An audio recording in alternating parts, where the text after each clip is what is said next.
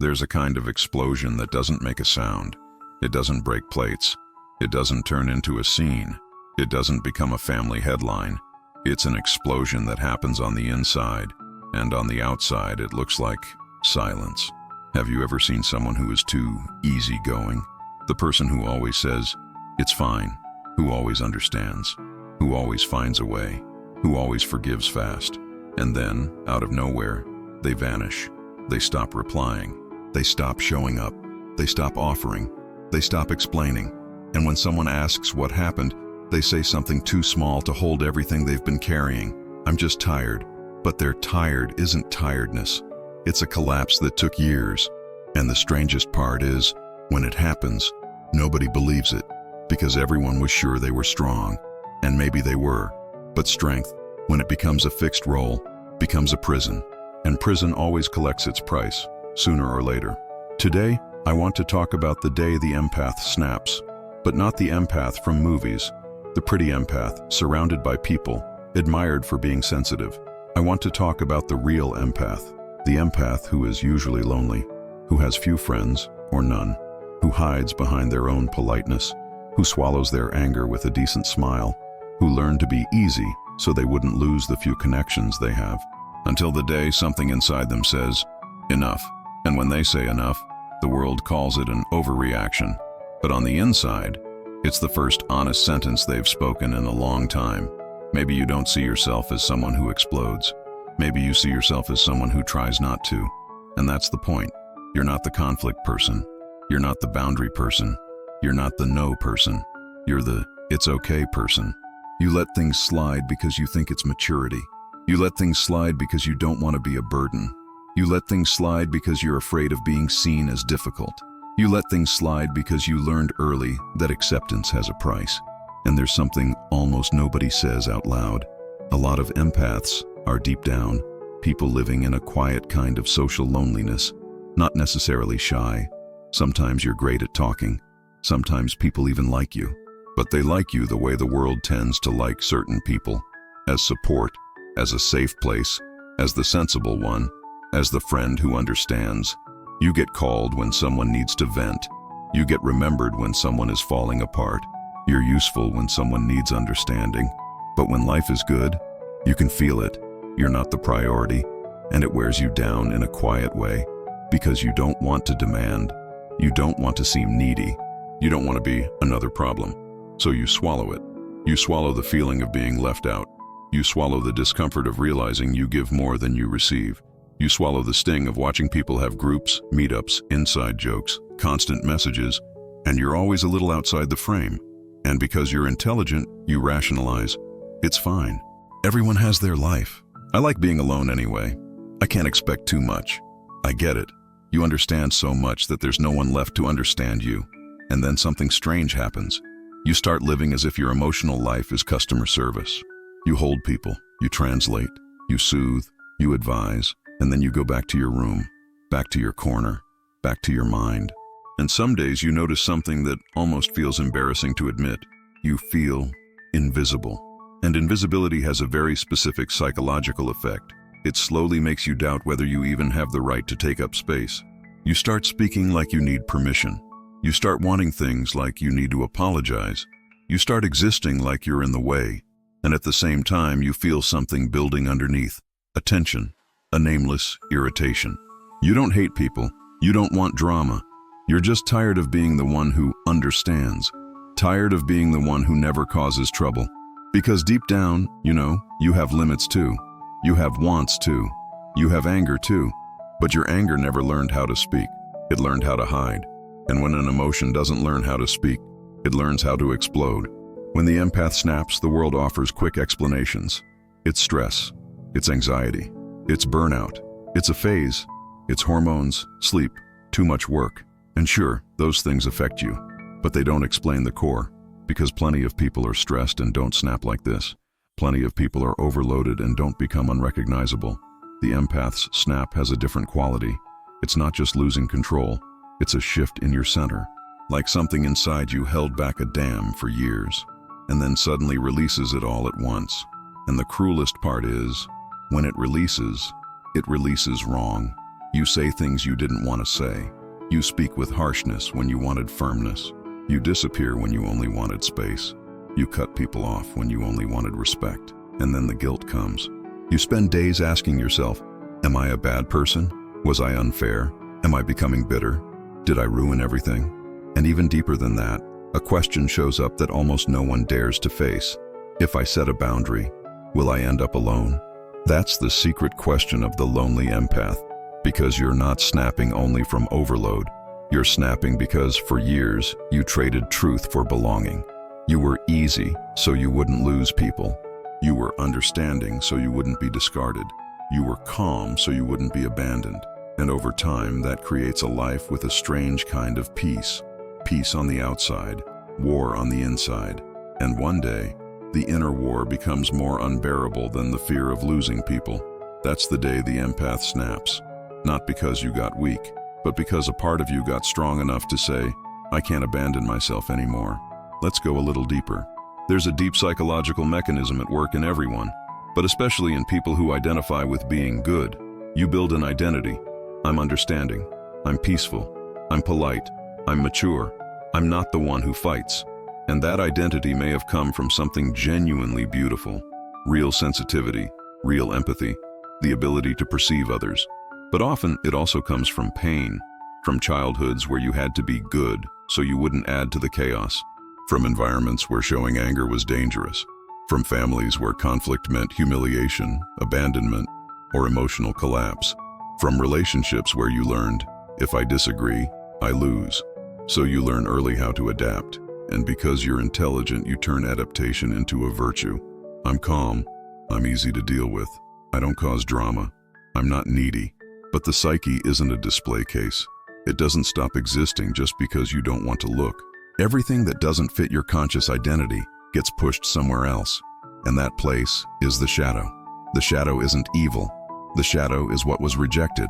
In the empath's case, the shadow often contains healthy aggression, the impulse to say I exist, the ability to say no without explaining, the hardness that protects you, vital selfishness, not cruelty, survival, and even a strategic coldness that brings order to your life. But because you're afraid of being bad, you reject these parts.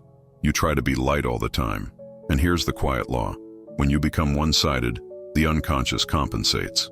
If you over-identify with peace, something in you accumulates war.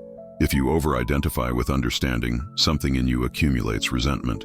If you over-identify with being good, something in you stores a massive no. That compensation isn't punishment. It's the psyche trying to restore balance. The psyche wants wholeness. It wants integration. But it doesn't ask politely, it pressures. And how does it pressure?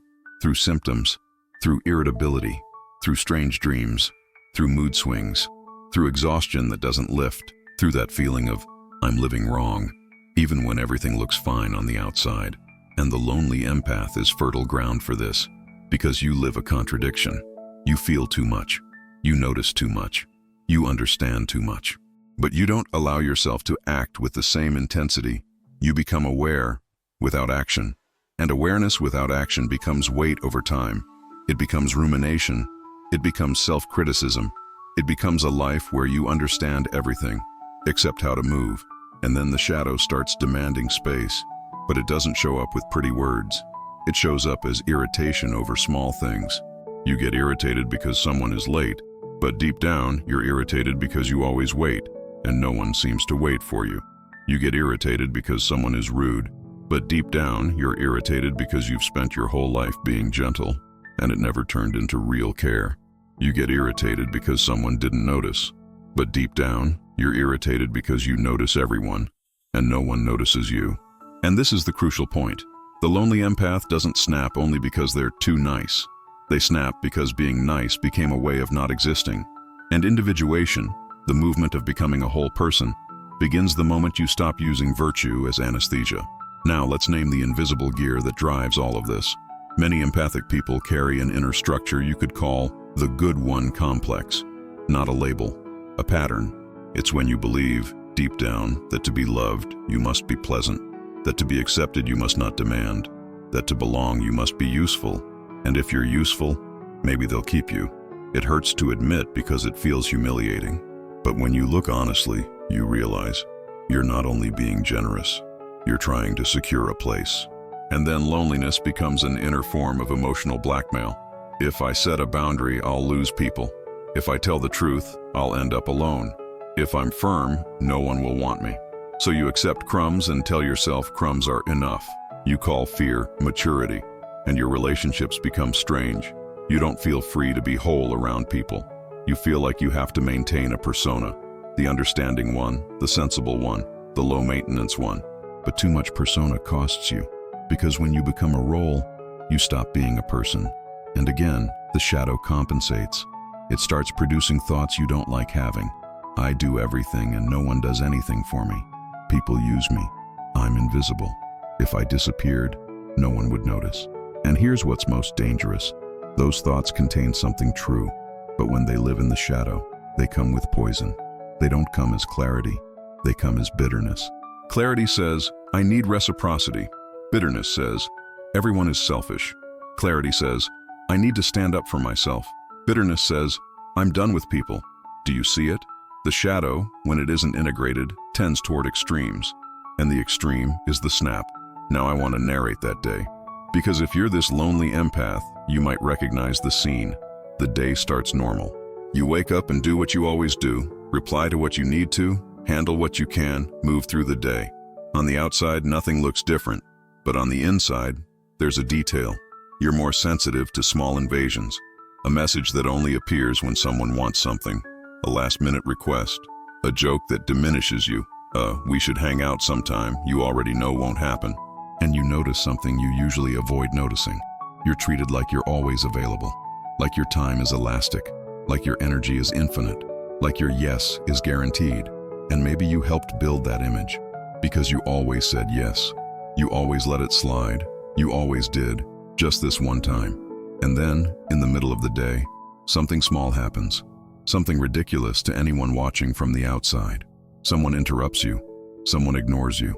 Someone asks again for something you don't want to do. Someone responds coldly. Someone disappears when you need them. And the dam breaks.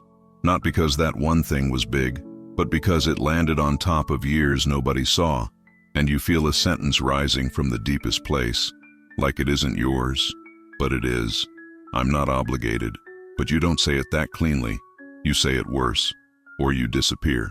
Sometimes the empath's snap is a harsh sentence that shocks everyone. Sometimes it's a burst of irritability.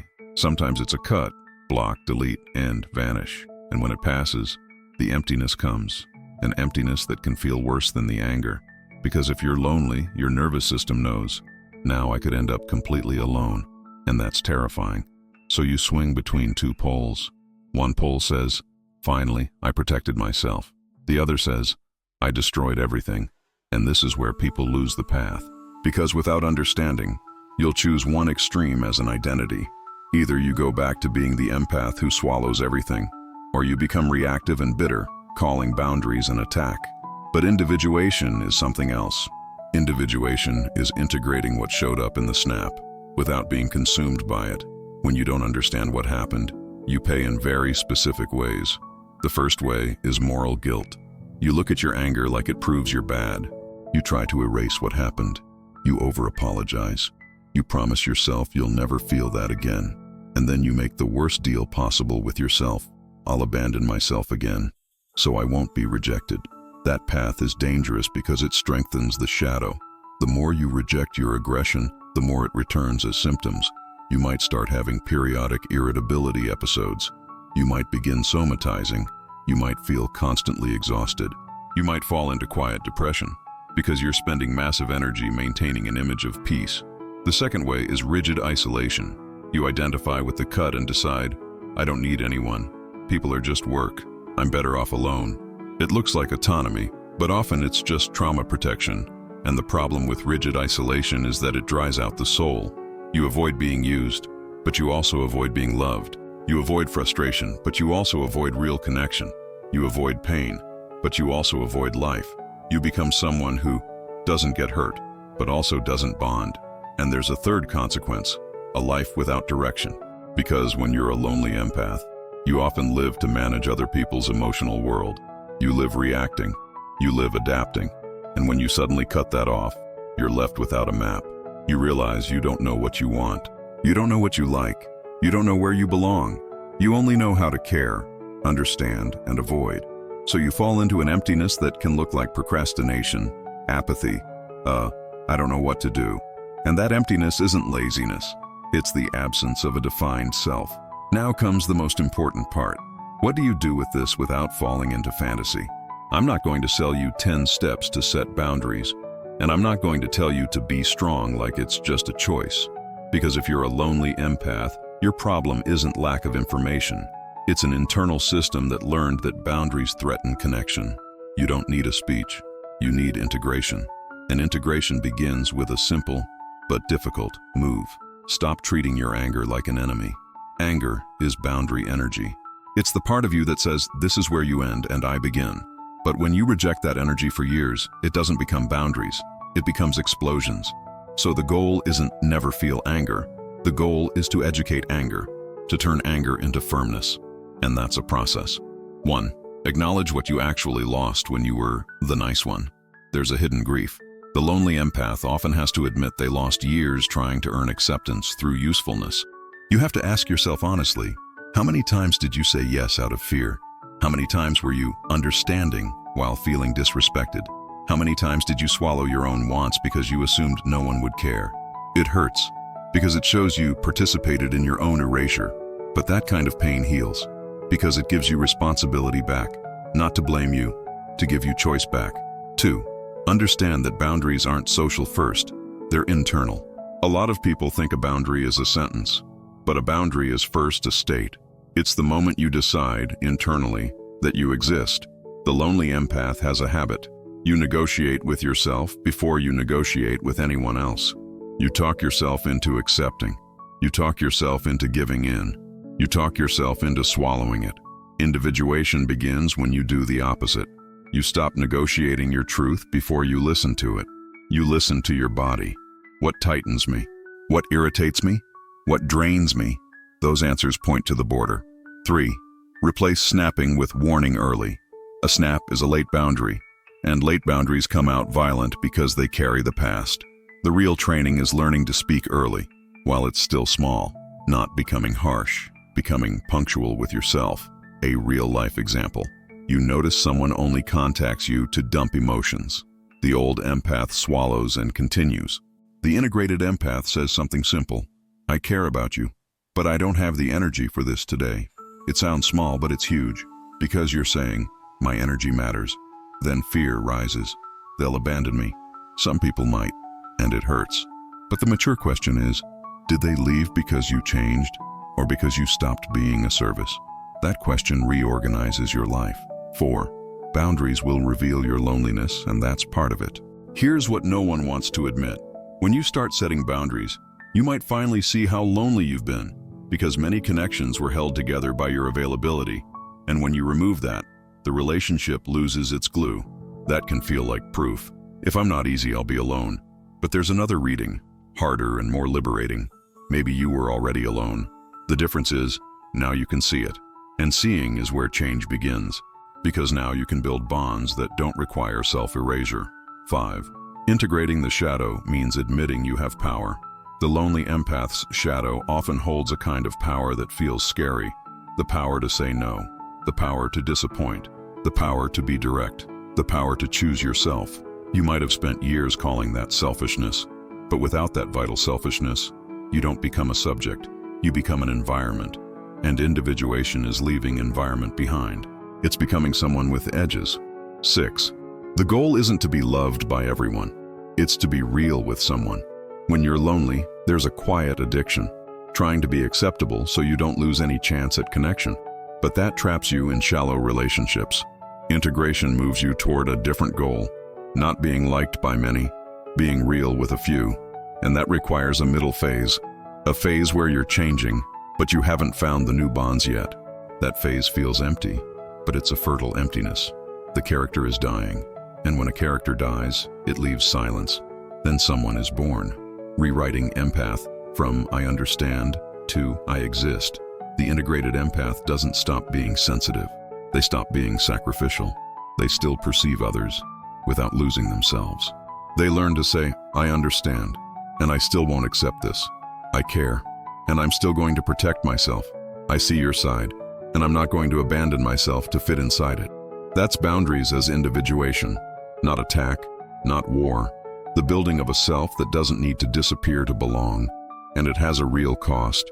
You will disappoint some people. You will be misunderstood by others. You will feel guilt, but guilt in this case is often just a sign you're leaving the old role. Guilt is the echo of the character, and the character screams when it's dying. If you're a lonely empath and you've snapped before, I want you to consider something carefully. Maybe you didn't become worse. Maybe you just stopped being able to sustain a life where you were always the understanding one and almost never the chosen one. Your snap might have been ugly, confusing, humiliating, but psychologically, it might have been your psyche's desperate attempt to give you edges again. Because living without edges makes you sick. And for you, setting boundaries isn't just a social skill, it's an act of existence. I'm not going to promise that boundaries will suddenly surround you with friends. Sometimes you'll feel more alone for a while. But there's a massive difference between being alone while abandoning yourself and being alone while respecting yourself. The first kind of loneliness destroys you. The second reorganizes you. And when you endure the second, without running back to crumbs, you create space for bonds that don't depend on your submission. If you recognized yourself in this video, stay here, because this channel is for people who are tired of understanding everything and still betraying themselves. For people with too much awareness and too little action. For people who perceive the world deeply, but still haven't learned how to place themselves inside it. In the next videos, we're going to talk about how the shadow shows up in these patterns. In the body, in relationships, in procrastination, in the feeling of, I don't belong, in the fear of being firm. No mysticism, no empty quotes, just the real path, the path of becoming whole. And if today all you could do was listen and feel that tightness in your chest, that's already something. Because maybe, for the first time in a long time, someone put words to what you live in silence. And that's a beginning too.